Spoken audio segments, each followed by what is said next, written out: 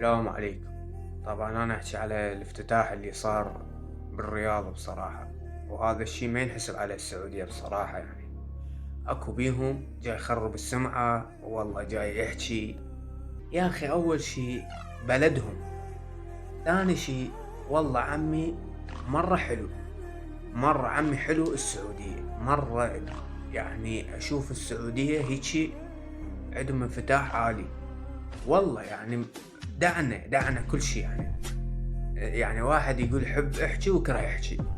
انا السعودية ما شفت منهم شي غلط بصراحة، ناس طيبة، ناس محترمة، والله عمي شفت الناس يعني ينحطون بالقلب والله.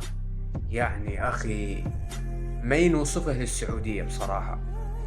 والله يحفظ محمد بن سلمان، والله عمي لو مو محمد بن سلمان كان خربت السعودية. والله عمي قوانينه تخبط.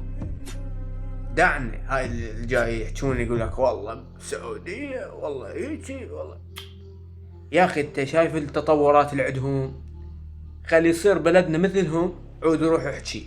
يا اخي بلدهم مرتب يا اخي، اذا تروح للرياض ولا تروح للجدة، والله عمي شفتهم ناس محترمة.